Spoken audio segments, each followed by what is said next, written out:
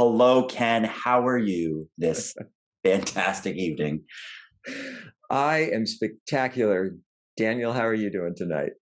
I am also spectacular. So, tonight we're doing something completely different. What is this all about? Well, this is all about us planning well in advance for what we're going to do. I think it was 60 seconds of prep. Mhm. And what we're going to do is uh, interview each other. Tonight, I'm going to interview you about kids, about what it was like to plan for and have and the experience of raising kids, particularly in the world in which we live.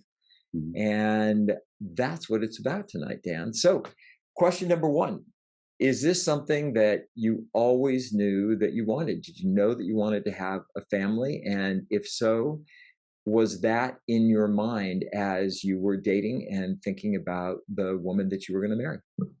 100% yes. So, little background that's relevant is that I come from a family of six children. So, there's five boys and a girl. I am third in line. So, I have, the girl is fifth in line. So, come from a relatively large Catholic family. And I would say because of that experience, I get a good sense of, like life with siblings. And I wouldn't even say I consider the alternative. That's probably like the best way to put it.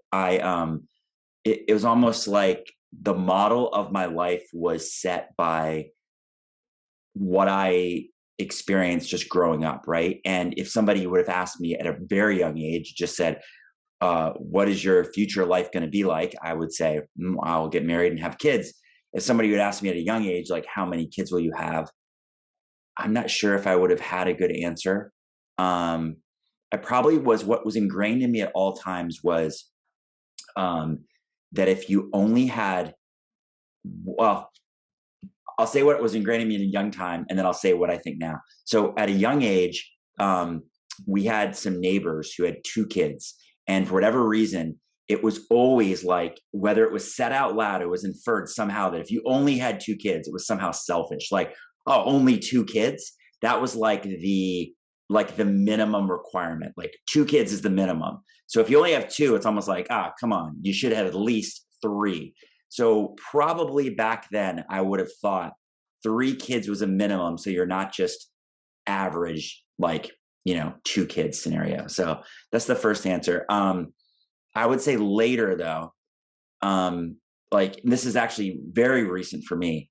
Very recently, um, I've had discussions with people in coaching about, being married and just relationships in general.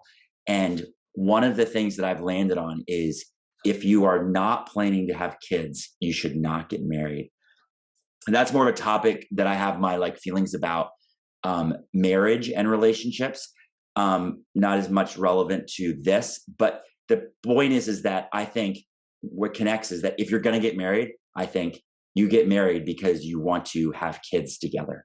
So when you and your wife were dating at the outset, I'm assuming that as things got serious, you guys started talking about what a family might look like and how many kids you might have and when you would start. Can you talk about like how that process came about, how you guys came to a decision? Was it just organic and it's like, oh, now's the time? Or did you guys actually like create a plan and talk about how many and talk about when to start? Great questions. So I am unique in the sense that I learned this from Tony Robbins. So this was before I worked for Tony Robbins. He had his kind of original 30-day program. It's called Personal Power. And I think the actual one was called Personal Power 2. It was like the follow-up or secondary version of it. Anyway, long story short is one of his tapes on his 30-day program was on relationships.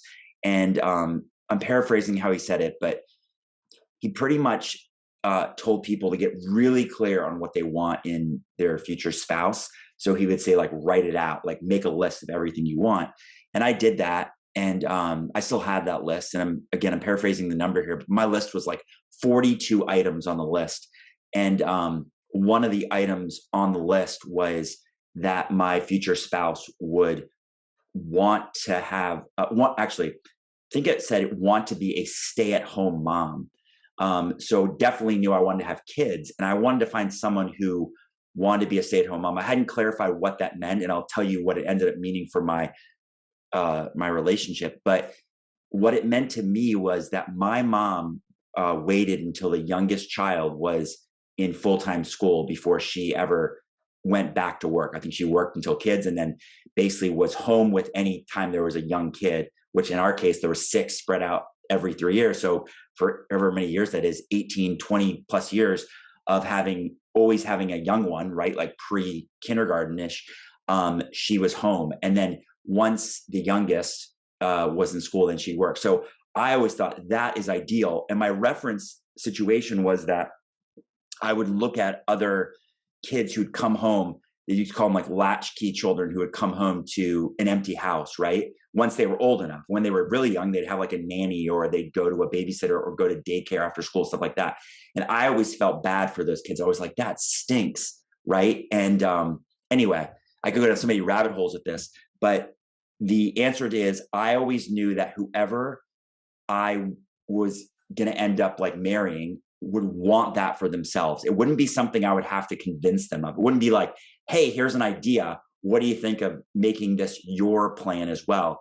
It would be as if this person would say, when we talk about like, hey, what would be a future together look like? They would say, I'd love to stay home with the kids, at least until they're in school full time.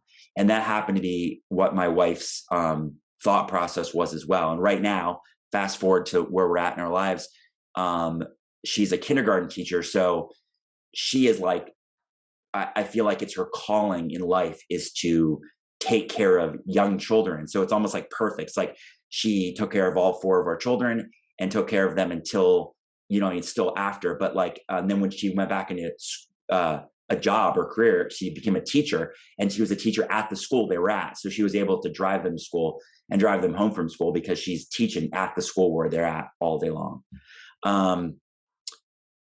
I always lose track of exactly the question you asked. So clarify your question. Yeah. So that's great information. So I was asking, did you guys think about like an actual plan? Like, we're going to wait X amount of years, then we're going to start trying to have kids, or we're just going to allow it to happen as it happens, and we'll go to whatever number we want to go to. Was it more planned, or was it just something that you guys were open to, and you wanted to see where things went? So we knew, I don't know if this was decided as far as like, we're like in agreement, like this is a number. I think though, like in our discussions, I think we both generally thought we're going to have at least 3 kids. Again, not specific, but we both were kind of like, maybe I influenced that thought process about like 2 is kind of the minimum. So if you don't have at least 3, it's almost like you just did the bare minimum. So I think we both were kind of in a general agreement of, yep, let's have at least 3 kids. This story, anybody who's asked me, I tell, so I'm happy to share it now. A little TMI, but it is what it is that, so once we had our first child, we had been misinformed that as long as you were nursing like a baby, that you were incapable of getting pregnant. That was what we were told. Clearly, that was not the case. Just to cut to the end of the story that people are may or may not be familiar with, depending on what I've shared in these podcasts, is that we have 4 kids spread over 40 months from the birth of the first to the last. So 4 and 40 months. Next year, they will be in all 4 grades of high school. So freshman, sophomore, junior, senior of high school. And so after we learned that lesson that yes, you can get pregnant, even if you're nursing a young baby, that we've had 2, then the clarification of this discussion by a doctor was, oh, let me clarify that point, because we learned that that is not an exact science, or that's not an accurate way of predicting fertility. They said, as soon as you get your cycle back, then then you're ready to have children again. And then we have our third, and between the second and third, we call Irish twins. They are 11 months apart.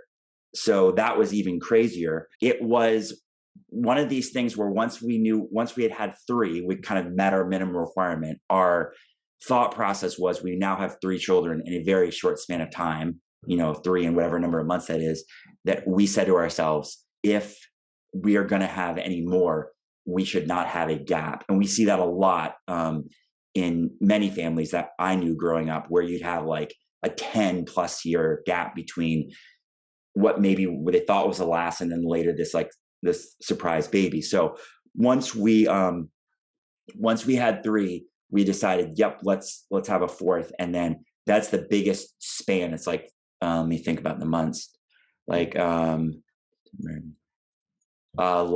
14 months or something, right? So it's not like crazy, but it's the biggest span if you look at like the totality of like spacing between all of them. Anyway, so yes, the answer is we knew going in 3.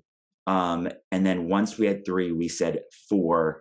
And then once we had 4, we knew 4 was our number. And I've constantly said, and this is easy, everything in retrospect is easier, but as they've gotten to the ages they've gotten to, I've said, I feel we have a perfect number of kids. And many times I call it the efficiency plan, like having them very close together, getting through what people would call like the very difficult or tough times, or obviously when they're very young, right? And they're all in diapers and, learning to walk and crawl and like can get into a bunch of stuff. That by far would be the hardest part, especially, but it's almost called the efficiency plan. Because it's almost like you stack up all the difficult times together. It's almost like, well, it's already hard with 2, might as well be hard with 3, might as well be hard with 4. It's like you're gonna go through this tough time, get it all stacked together, like have all the difficult times in unison together.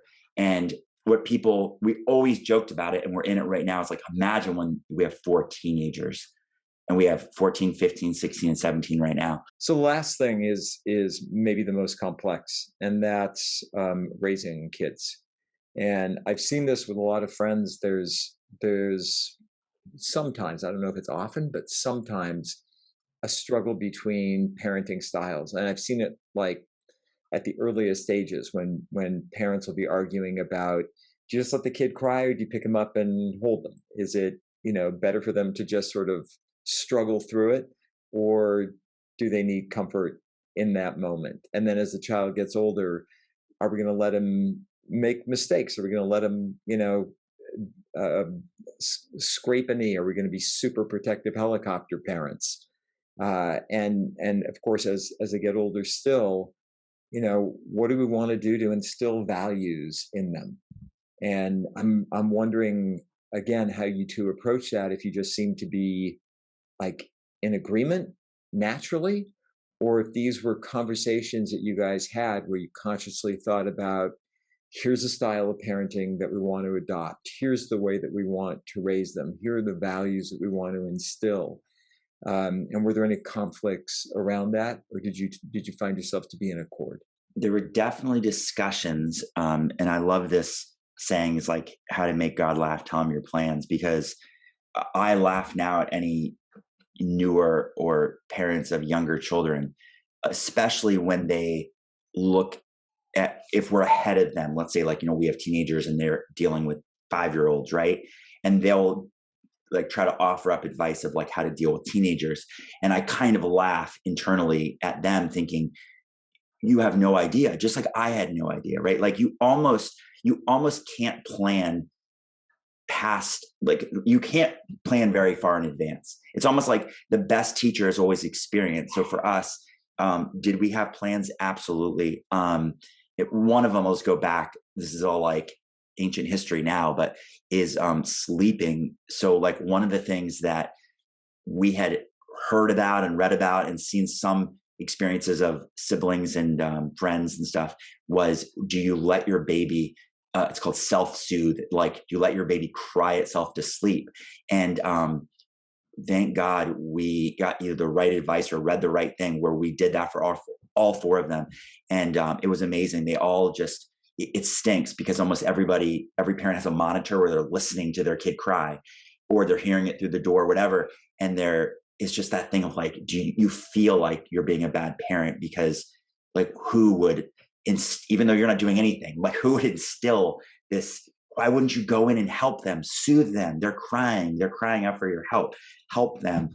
But we did not do that. And I think if I try to carry that forward to like what we've done along the way, um, I I am in no way like a disciplinarian, like old school, like my dad was. Like my dad was more into like corporal punishment, like spankings and stuff, and we never were like that. Um, at early ages, we were definitely into like timeouts. And funny enough, I just read this probably a month ago, and I thought that is so interesting. It said something like, "Is it like how we believe that the best way to treat a kid that's like misbehaving is to just leave them alone and like make them work it out themselves." They're like trying, it was like some funny way of like saying it's like, yeah, how well does that work for, like adults? Like think about what's going on in their heads. They feel abandoned or they feel like whatever. So that really stuck with me for whatever reason. I thought like, like I never considered the psychology of timeouts or not sitting there like talking through it with them or like whatever. It was more as like, okay, you take something away, there's some sort of punishment. If I were to try to um, say in like a broad statement of like our philosophy of discipline, it goes back to, again, I'll go back to like the Tony Robbins thing. In I think the first or second session of Personal Power 2, he talks about all humans do everything to avoid pain and gain pleasure, right? Like that's the essence of how humans behave. And that's always stuck with me, that where it's not physical pain, whatever punishment you have has to cause like mental or emotional pain. It has to be painful enough that you say, I don't want this again, right? Whatever the consequence is. And what also has always stuck with me is that the free will of humans is that everything has to be explained in a way that you make decisions and decisions have consequences. That's like, I try to simplify everything down to that thing. It's like, okay, these are the rules and you have a choice. You follow them and you're essentially pleasure, rewards, right? Like you live this great life and you might get an allowance or things that go along with that, right? Like just by being a good person, a good family member, whatever. You choose not to follow the rules, then you've chosen the consequence that comes along with that choice, right? And then we're constantly adjusting like what is painful enough that you don't go, oh, no biggie, I will choose to violate the rule because the consequence is not that painful, right? Like, could I deal with losing my phone for a day? Sure, no biggie. I'd rather stay out past curfew and lose my phone for a day, right? So you're always kind of adjusting the standard of consequence to try to fit in with like, does this cause enough pain where a future decision would go, I want to avoid the pain of the consequence, so I will just choose to follow the rules. So again, trying to answer this question so wordy is that I think it's difficult to plan ahead and it's a constant adjustment along the way. And another kind of big thing goes back to your question is I use this to the best of my advantage, which is to divide and conquer. I would absolutely divide my parents up and like talk to them individually to try to get usually my mom to talk to my dad into like being reasonable about something. And that was my way of like dividing and conquering and trying to win. It almost never worked out, but as best I could, I would try that. So we do our best to always say, we need to decide, like, you know what I mean? Like you can't work us against each other in you getting what you want. You have to, like, we're working together here. So we have to be a unified front in whatever discipline or the way that we decide to parent our children.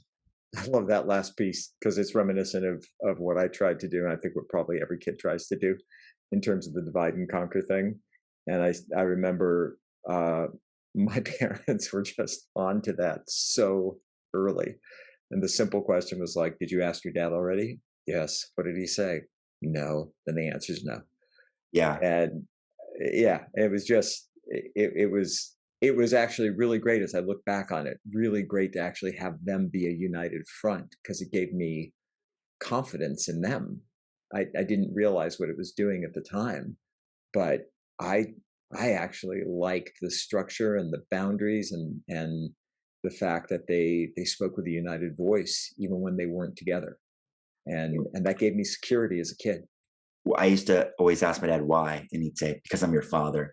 And I'd say, "It doesn't have." I used to say this, no joke. I used to say, "It doesn't have to make sense. It just has to be illogical." Like it's just like what that makes no sense. Like oh, because you're, and I get it now because you have to have this like structure and hierarchy of like I make these decisions for the family if you're under my roof.